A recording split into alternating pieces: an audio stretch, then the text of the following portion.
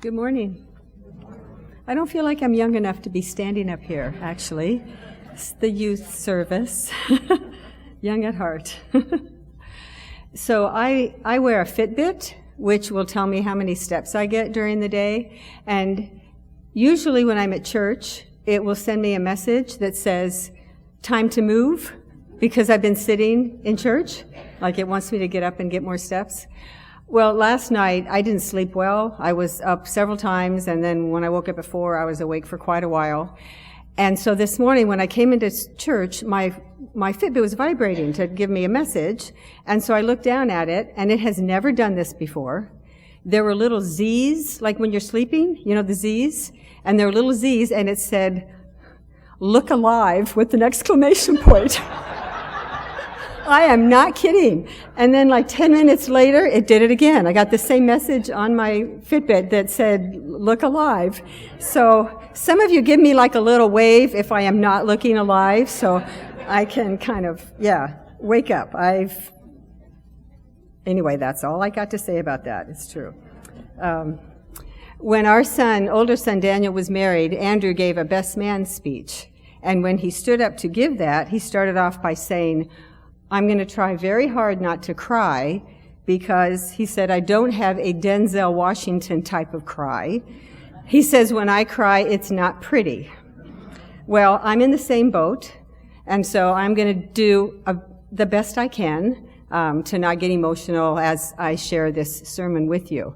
You know how sometimes when you go somewhere and they have one of those kind of a cardboard fan where it's like a big popsicle stick handle, and then it's just a square cardboard and you use it to fan yourself? I was thinking maybe I should make one of those with my face looking really happy on one side, and then if I get emotional, I'll just keep talking and hold up that happy face. So I'll try to do that. So it's not often that the worship theme is a question. So the theme today is Christ in you? So I was tempted to just answer the question by saying a dramatic yes, and then just sit down. So, shortest sermon ever, and I'll bet all of you would remember that. I'm going to say, I remember when Craig and Marilee went to church here, and she had the shortest sermon ever. So you get to eat our potluck lunch sooner, and leave the service remembering that, yes, Christ is in me. But the really important part is what happens next, after you affirm Christ lives in me. If we believe and embrace this beautiful message that Christ lives in me, then what are we to do with this life that we've been given? How are we meant to live? The scripture from Romans that Emma read earlier in the service reminds us that our mind is governed by the Spirit of life and peace. Emma read, "If the Spirit of Him who raised Jesus from the dead dwells in you, then He who raised Christ from the dead will give life to you." Do we live like we are filled with Christ's Spirit? Like we are full of life? What does that kind of life look like? I don't think it means that we're called to be perfect. I believe that it means that we're called to acknowledge the divine nature and giftedness within all people, including ourselves. Living with Christ's Spirit means using the gifts you've been given for the good of all, no matter how small you might think your gift is. Sometimes the ministry of presence provides healing to others, even if no words are shared. Living with Christ's Spirit means letting your light shine through the darkness. It means embracing yourself, fully whole, worthy, and a gift to the world. And this is not meant to be like a conceited sense of self, like I'm a gift to the world. But it's a recognition that our life is a gift from God, because God has shared His Spirit with each of us. And since this Spirit is shared among us, we're connected to one another and to God. Just think of the power that can bring to change a world in need. How can we allow the Spirit that dwells within us to transform us? I would challenge us this morning to ask ourselves, how do we need to be transformed so that God's Spirit and light shines through us? Do we need to forgive someone? Do we need to set aside more time to be one with God? Do we need to stop blaming ourselves? Do we need to exercise more faith? Do we need to look past someone's humanness and mistakes so that we can see Christ's light that is also shining within them? Sometimes our light and the light of others has become dimmed or hidden by the harshness of the world. But the source of that light, the light of Jesus Christ, will always have a spark that is ready to burst into flame again when that person's giftedness is noticed and acknowledged and nurtured. This is the 5th Sunday of Lent, as Craig mentioned, and the Lenten season encourages us to turn away from whatever blocks or distracts our commitment to discipleship. Turn away from whatever hides Christ's Spirit that is ready to burst forth within us so we can nurture that light and allow it to grow. I'm currently doing an online Bible study, a women's Bible study here, written by Beth Moore with some of the members of the congregation. We're doing that in a new virtual format, which is working well so far.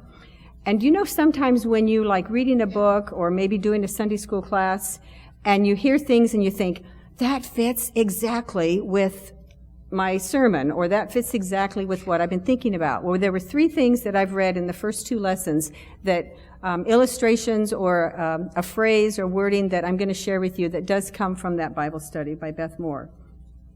So I read in our first lesson that trying to share an experience about having an encounter with the holy is like trying to take a 12-inch piece of wrapping paper and wrap a big screen TV.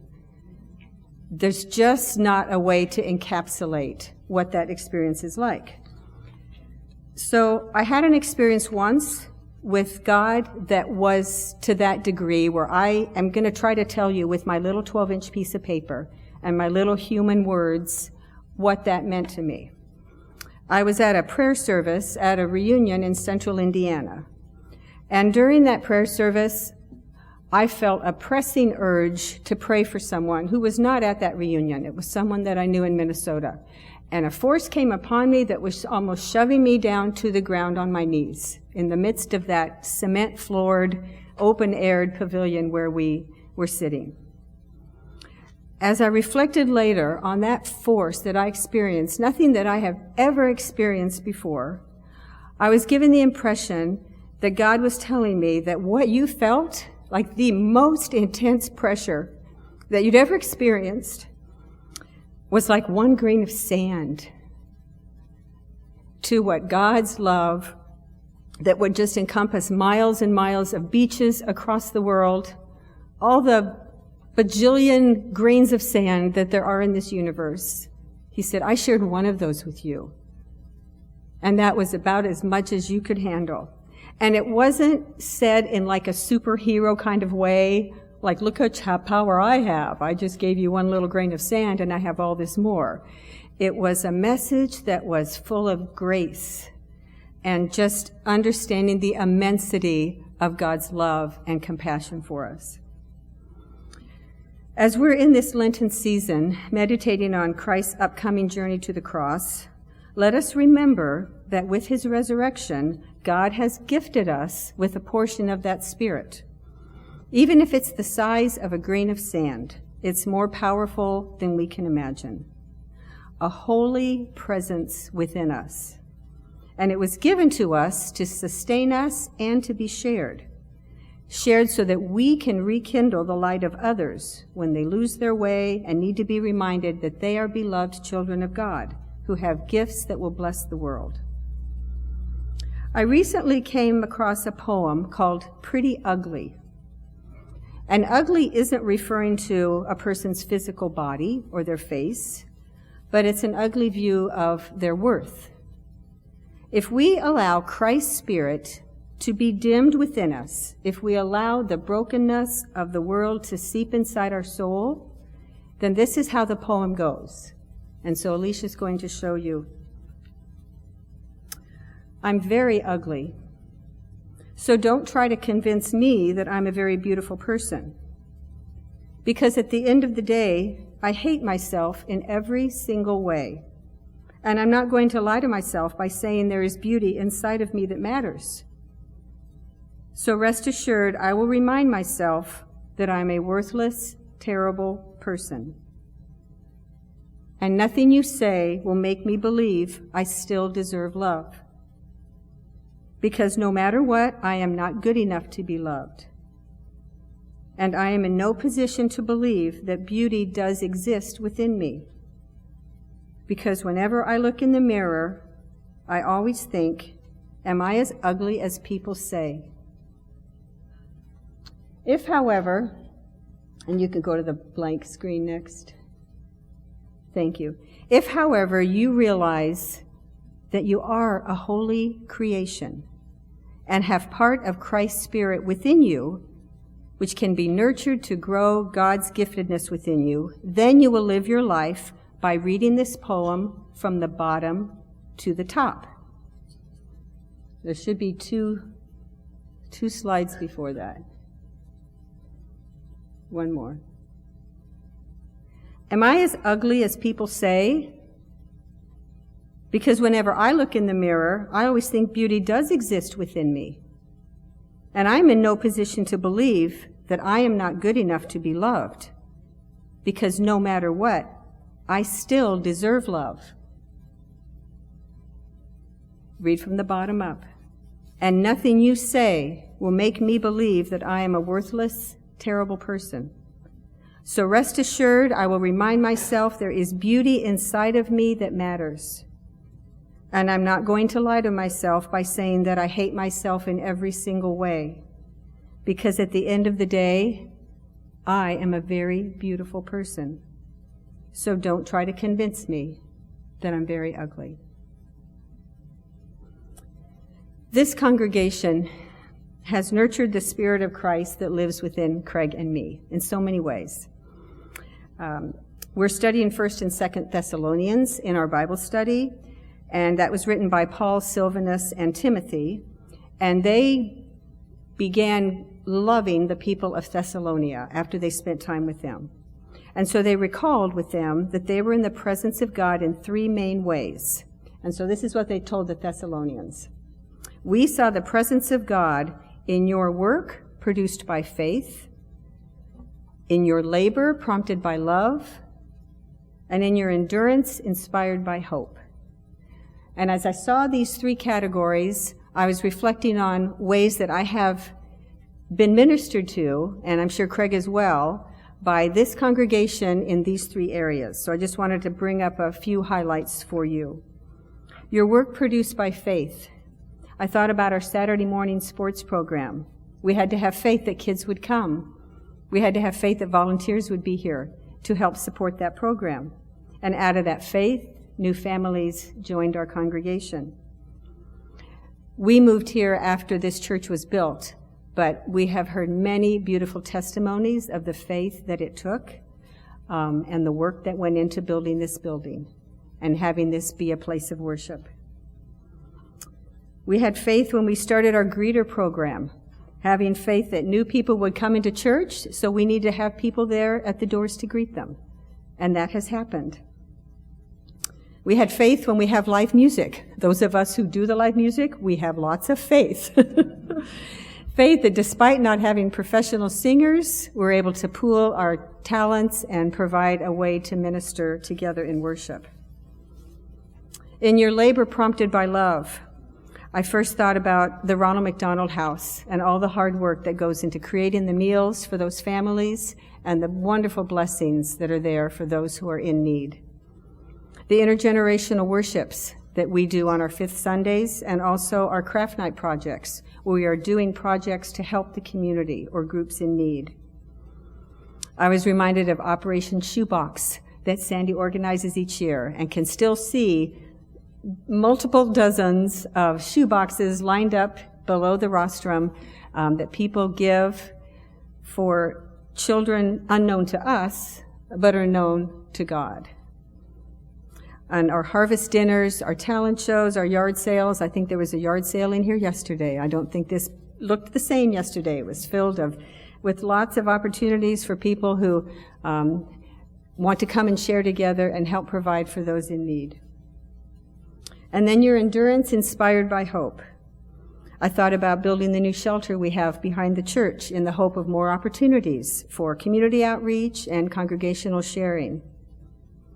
Experience the loss of beloved church members, but recognizing the promise of eternal life that brings us hope. Those who have bravely battled illness, sustained by prayer. And as Susie shared with us this morning, she was sustained by prayer. Learning to worship via Zoom, that took some hope. We were all hoping that we could figure out how to make that work, and then the hope, looking forward to being able to worship together in person. And then I just thought of the many activities that we did during the time of COVID when we were not meeting in person. And we would drive by people's homes to honor someone who had passed away, to celebrate a graduation, baby shower, retirement. I think we went by Ruth's house when she retired. And where is Ken? I have a wonderful vision of you when we would often meet in a parking lot before we started a long caravan of cars. He had his stick and a box for cards, and he would walk by the cars, and people would roll their window down because we were being so cautious about the 6-foot distance, and people would drop their cards in that box. Just what a beautiful image of wanting to continue to gather in love and honor those in our congregation, and doing that in a safe and very clever way, Ken. As we've planned our retirement move, oh boy, here it comes.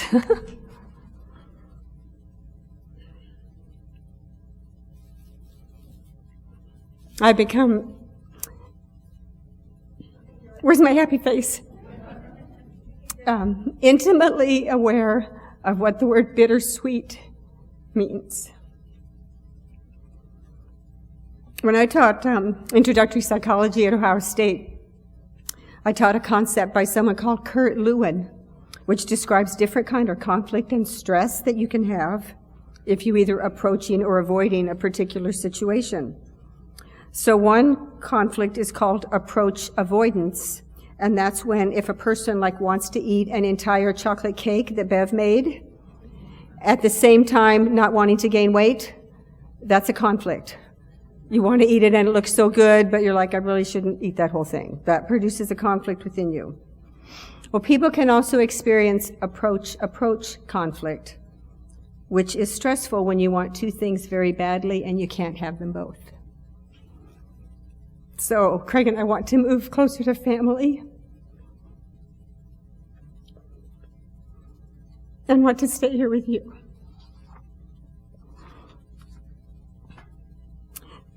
We can still be connected via Zoom. If any of you men want to jump on ladies' Bible study and just say hi, we'll be sitting in our living room, probably still with snow in the window from outside. Be able to be on Wednesday night services more with work schedules not being so demanding. This has been our spiritual home for nearly 19 years, longest either of us have ever been in a congregation. And I think you know it's not easy for us to leave you. You'll certainly have a place to stay if you want to come visit beautiful Minnesota.